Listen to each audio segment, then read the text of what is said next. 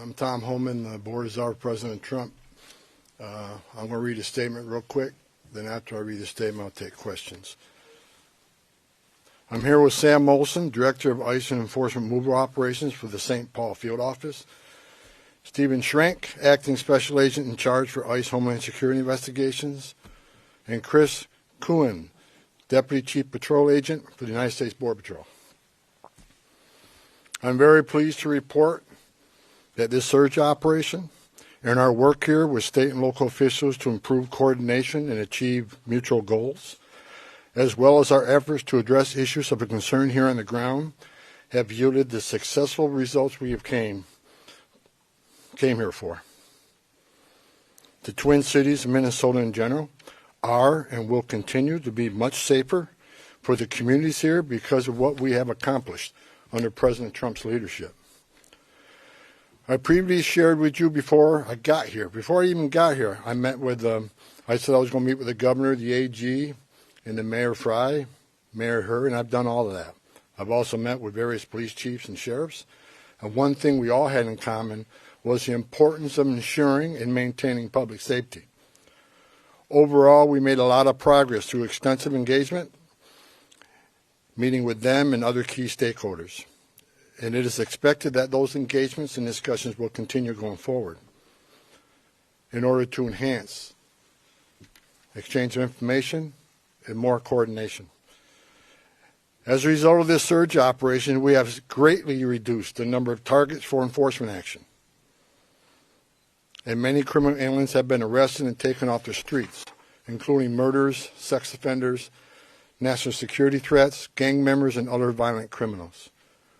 Just this week, ICE arrested a criminal alien with criminal convictions for rape, acts with a child under 14 years of age with force, lewd and lascivious acts with a child under 14. ICE also arrested 2 criminal aliens with criminal sexual misconduct convictions, among other violent criminals. Through targeted enforcement operations based on reasonable suspicion and prioritizing safety and security, ICE will continue to identify, arrest, and remove illegal aliens that pose a risk to public safety, like we've done for years. And our officers will carry out their duties with professionalism, integrity, and compassion, like we've done for years. We will enforce immigration law against all persons in the United States illegally. I want to say something about the various unfounded complaints I'm hearing about ICE enforcement operations. During the surge operation, ICE has not arrested anybody inside a hospital. We have not arrested anybody inside of a school, an elementary school. We have not arrested anybody inside a church. As a matter of fact, the only ones that disrespected the sanctuary of a church were the agitators that have been arrested and prosecuted, and so far we have 9 of them. However, those locations are not off the table. I said from day one, there's no sanctuary for a significant public safety threat or national security threat. But as far as those stories about ICE going into churches, arresting people in hospitals, it simply has not happened. And if you have a case where it happened, you let me know. Because all the digging I've done here, I can't find a single one. Under President Trump's direction, we have obtained an unprecedented level of coordination with law enforcement officials that is focused on promoting public safety across the entire state. While I don't agree with Governor Walz and Attorney General Ellis on everything, I appreciate the support the governor gives to state agencies who coordinate with us in a manner intended to promote public safety. And I appreciate the AG having an open dialogue with me. Early on, the first meeting I had, acknowledging that county jails may notify ICE of the release date of an inmate, just as long as they don't hold them past the time they would normally release them. We now have the ability to arrest criminal aliens in the safety and security of jails throughout the state at the time they're being released, like we've done in other states. I've also directed the strategic placement of officers in certain areas throughout the states that can respond quickly to sheriffs that want to release somebody and notify us. We need to be nearby so they don't hold them unnecessarily. So We worked on a strategic plan to reassign officers in those key locations. Arresting a public safety threat and the safety and security of a jail is safer for the alien, it's safer for the officer, and safer for the community. I think we all can agree on that. It requires less resources for at-large operations. It just makes sense. I'll say it again, as I've said many times, we are not asking local law enforcement to act as immigration officers. I don't want them to be immigration officers. We're the immigration officers. We just want them to be cops. We're asking law enforcement to coordinate with other law enforcement to help keep public safety risks out of the communities. We have also strengthened our existing coordination with the state to target and take custody of criminal aliens more efficiently and effectively. As a result of our efforts here, Minnesota is now less of a sanctuary state for criminals. And we are proud of the public safety threats we have removed from the criminal aliens out of the state. As I said in my first press conference a couple weeks ago, President Trump didn't send me here because operations were being run and conducted perfectly. I came here to identify issues and implement solutions to improve our mission execution. Since that time, in order to improve target enforcement operation, I and my team here, we made personnel changes. We integrated BP with the ICE teams. We established a single unified chain of command structure. We strengthened joint intelligence and targeting capabilities. We deployed body cameras. We increased the footprint of internal affairs. We commuted zero tolerance for misconduct. President Trump also deployed me here to work with state and local officials to de-escalate the intense, volatile reactions and conflicts that have unfolded on the streets here between federal law enforcement and unlawful agitators. While working to course correct and improve how enforcement operations are being run and executed here, and even before I was sent up here, I've been saying over and over that forcibly assaulting, resisting, opposing, impeding, intimidating, or interfering with a federal law enforcement officer is a crime in violation of USC 111. It's not okay and will not be tolerated. Zero tolerance if you cross that line and put hands on a ICE officer. Not only is such activity unlawful, it is dangerous, and sadly we have seen tragic consequences, as well as adverse impacts on businesses and the communities here in the city.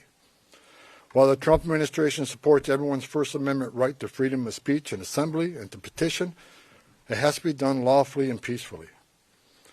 Because we will not tolerate unlawful actions committed by agitators who are just causing havoc. This is not the way to express your disagreement or try to reform federal laws. Go talk to your members of Congress if you want the laws changed in this country. Nor is doxing federal law enforcement personnel and their families. It's just not right. Enough is enough with this misguided, reckless, and shameful behavior. We don't want to see any more bloodshed. I don't want to see any more bloodshed. I pray every night for the safety of our law enforcement personnel and the safety of those in the community, whether you're here legally or illegally. I don't want to see anybody harmed. If you break the law, we're going to arrest you. We have already arrested more than 200 people for violations of USC 111. The U.S. Attorney's Office has already accepted many for prosecutions, and some are still pending. I have also received commitments from state and local law enforcement that they will respond if federal law enforcement is being impeded or assaulted. They will shut down unlawful agitator activity, including arresting agitators involved and seeing them follow through. And we're seeing them follow through on those commitments. We've seen this past weekend that the state and local law enforcement have taken action when it comes to public safety. And bless them for doing that. Since I have been here, I've repeatedly emphasized that the unlawful and violent agitator activity is unacceptable and must wind down as a condition for further drawdown of law enforcement personnel. I cannot remove law enforcement personnel while violence poses serious risk to our officers. I will not leave my officers in that position. It is worth knowing that in all my meetings and discussions since I got here, I've not heard one federal, state, local law enforcement, or judicial official, nor any member of the business or faith communities that I met with, say that ICE is an illegitimate agency that doesn't have a real mission. Quite the opposite. All I've heard is the acknowledgement that federal immigration laws passed by Congress do exist, and ICE has a legitimate responsibility to enforce those laws. ICE is a legitimate federal law enforcement agency. We're not out scouring the streets to disappear people or deny people their civil rights or due process. In addition to taking public safety threats off the street, ICE, here in this state, have located 3,364 missing unaccompanied alien children. Children that the last administration lost and weren't even looking for. That's because of the leadership of President Trump, these children were located. As part of the de-escalation efforts, I have called on state and local officials these past few weeks to tone down the rhetoric and denounce unlawful activities being conducted by the agitators. We don't have to agree on everything, and we definitely do not. But we all agree that the lawlessness and chaos and disruption that is occurring on the street needs to end. I want to thank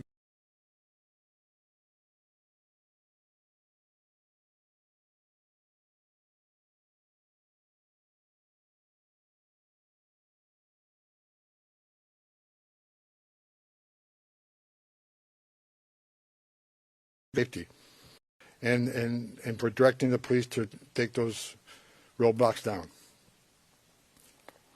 Additionally, I want to thank Police Chief O'Hara, Sheriff Witt, and various other local law enforcement for their responsiveness and efforts to maintain law and order in the streets. We've seen a big change here in the last couple of weeks, and it's all good changes. I'm also pleased to report that we're seeing a notable decrease on unlawful agitator activity here in Minneapolis and overall throughout the state. This is great news for Minnesota communities that have been adversely impacted by the lawlessness and chaos on the street.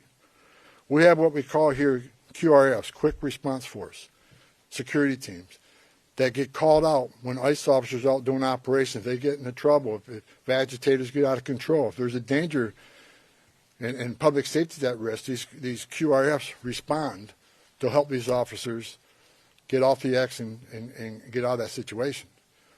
I asked today when I got here, I want to know what the QRFs call outs are, what their deployments are. I want to know every time a QRF is called out.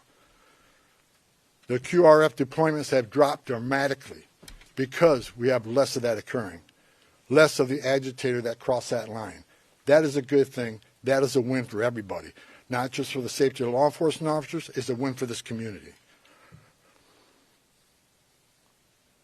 With that, and success that has been made arresting public safety threats and other priorities since this surge operation began, as well as the unprecedented levels of coordination we have obtained from state officials and local law enforcement, I have proposed, and President Trump has concurred, that this surge operation conclude. A significant drawdown has already been underway this week and will continue through the next week. We have a lot of work to do across this country to remove public safety risk who shouldn't even be in this country, and to deliver on President Trump's promise for strong border security and mass deportation. Law enforcement officers drawn down from this surge operation will either return to their duty stations or be assigned elsewhere to achieve just that. We will continue to enforce Title VIII immigration law throughout this nation. Prioritizing national security threats and public safety risks makes sense. But I'll continue to say over and over again, if you are here in the country legally, you're not exempt from our immigration laws. If we encounter you, we'll take appropriate enforcement action. For those that say we are backing down from immigration enforcement or the promise of mass deportations, you are simply wrong. Look at the data. Record number of arrests and deportations under President Trump's first year. And we'll continue that effort. Prioritizing public safety threats and national security threats doesn't mean we'll forget about everybody else. We will take action on everybody else. That's just a stone cold fact. A small footprint of personnel will remain for a period of time to close out and transition full command and control back to the field office. as well as to ensure agitator activity continues to decline, and that state and local law enforcement continue to respond to ensure officer and community safety. Additionally, federal government personnel assigned to conduct criminal investigation into the agitators, as well as the personnel assigned here for the fraud investigations, will remain in place until their work is done. I will also remain on the ground for a little longer to oversee the drawdown of this operation and ensure its success. In closing, I want to thank the leadership and senior management that I've worked with for your efforts into these issues, determine deficiencies and challenges, present solutions, and implement improvements that will benefit how operations are run and executed nationwide. God bless the men and women of ICE, men and women of the Border Patrol. Appreciate everything you've done for us. Also, with sincere gratitude, President Trump and I want to thank the men and women of ICE and CBP and partner agencies who have been assigned here during Operation Metro Surge. You achieved a great success for the Minnesota communities. Thank you to your families as well, because I know they sacrifice also. Thank you, President Trump, for your vision, as well as your support and confidence in these brave, dedicated patriots that work hard to deliver on your strong commitment to law and order, public safety, prosperity for American communities. Today, we have the most secure border in American history. We are seeing record numbers of people being arrested and deported. Your promise to make America safe again is being played out every day on the streets of this country. I've said it many times. I worked for 6 different presidents, 10 different administrations. No one has done it better than President Trump. God bless this great country. I'll take questions now. We'll take a couple questions, no follow-ups. I'll start off with Frankie. Yep. Mr. Homan, as immigration enforcement continues across the country here in Minnesota as well, how do you hope to gain the trust of individuals here that have kind of been wary of seeing federal officers on the street, but let's say 6 months from now, we still have the office here, we still are enforcing immigration across the country. What do you hope things to look like, and what are you asking for the public? Look, I just want people to look at the data on what this administration has done. You know, the number of public safety threats we removed from the streets across this country, that makes these communities safer. ICE has had an office here for decades. Before it was called INS, Immigration Naturalization Service. This footprint will remain here, and they'll continue to do immigration enforcement here. But as President Trump has said from day one, we're going to prioritize the public safety threats. Again, but prioritization doesn't mean forget about everybody else. That means you have a criminal alien here and non-criminal here. The criminal always comes first because he's the biggest threat to the communities. We're going to continue to enforce immigration law. We're going to get back to the footprint here, the normal footprint here.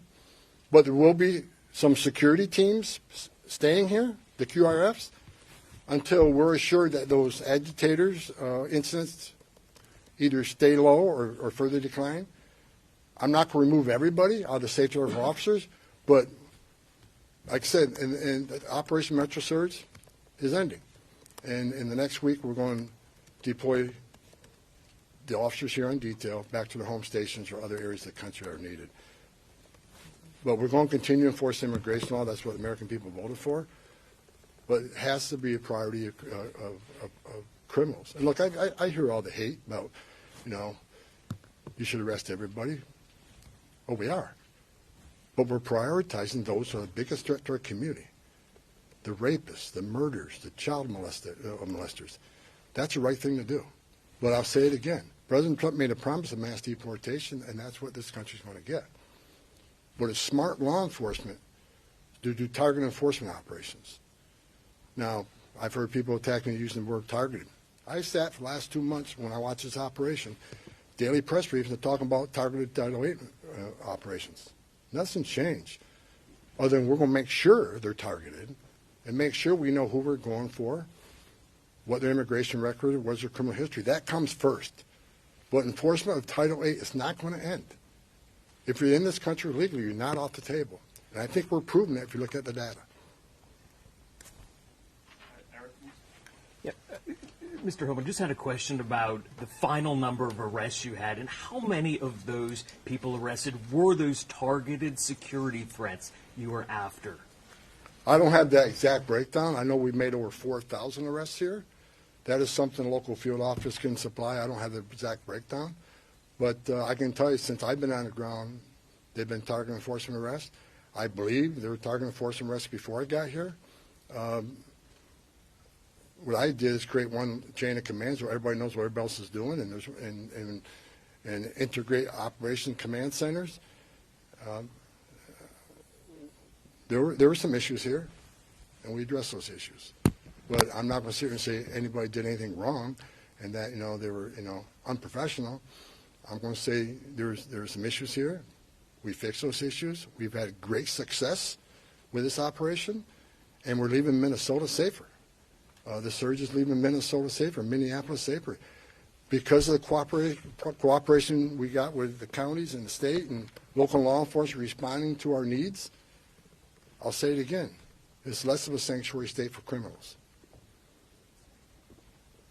Yeah, sorry to go a little off topic here, but can you confirm that CPD actually hit a party balloon instead of a drone with a laser during the incident in El Paso?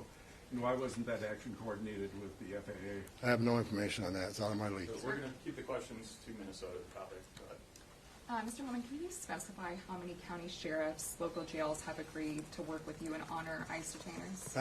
I have not met one county jail that says no to us. They want to work with us. Okay, we have time for one more. Go ahead. Yes, hi, Mr. Homan. You talked about this unprecedented level of cooperation between local officials and yourself. Can you explain more what is changed now in terms of that cooperation from before? Several things have changed. First of all, when the agents were out doing operations and the agitators got a hand and proposed a public safety threat, not just to the officers but the communities, law enforcement response has been sporadic at best. I think at what you've seen now, what you saw this past weekend, is law enforcement is responding to public safety needs quickly. And people were arrested for violating city ordinances as far as when unlawful assembly and so forth. They've come to assist us to make sure our officers, the person we have in custody, leave that scene safely. You've seen it this weekend, and I'm happy that the local and state was there also, that responded, and we haven't seen any incidents of them not responding since we have these agreements in place now. As far as the jails, we got more cooperation, more jails than they had before we got here. And that's a good thing. We're having conversation with the state, and state already accepted our detainees, but we're moving further on our agreements for the state. So the cooperation we have here is going to keep this city safer. It's going to keep our agents safer. Arresting public safety threats in a jail just makes sense. If we look at, I was talking to my chief of staff this morning on the way over here. I see that most people on the other side, when I say the other side, they say this argument with Democrats versus Republicans, whatever. But most of the people, even Democrats, are saying they want public safety threats to be the focus. They think public safety threats, illegal aliens, should be addressed. But to say that and not let us into jail, you can't square that. I just noticed the governor of New York, my home state. I've heard her say that she believes public safety threat, illegal aliens should be the focus of ICE. But to have a press conference last week to lock us out of the jails and end 287G agreements, how do you square that? You can't. So again, prioritization of public safety threats don't mean we forget about everybody else. We're going to enforce immigration law, and we're going to have a mass deportation. President Trump promised that, and we're committed to that. However, it shouldn't be a partisan issue that you arrest public safety threats in the safety and security of a jail. Releasing public safety threats back in the public is just stupid. And I've been arguing this for years. And I hope Congress takes action on sanctuary cities and sanctuary states. It makes sense. If you think about it, even the argument I hear, well, victims and witnesses of crime that are in the country illegally want to feel safe to come to law enforcement and to report those crimes without fearing that this law enforcement agency is working with ICE. That's a bunch of crap. Because victims and witnesses of crime don't want the bad guy released in the neighborhood either. It's ridiculous. We want access to the person that you chose The local jurisdiction chose to lock in a jail cell. And we have that cooperation here now. It's the right thing to do, and it makes this community safer. This community is safer because we arrested 4,000 illegal aliens in this, over 4,000 illegal aliens here, many of them public safety threat, not all of them. As I said, we're going to force immigration law, but this community is much safer because of President Trump's leadership and the men and women standing on this stage.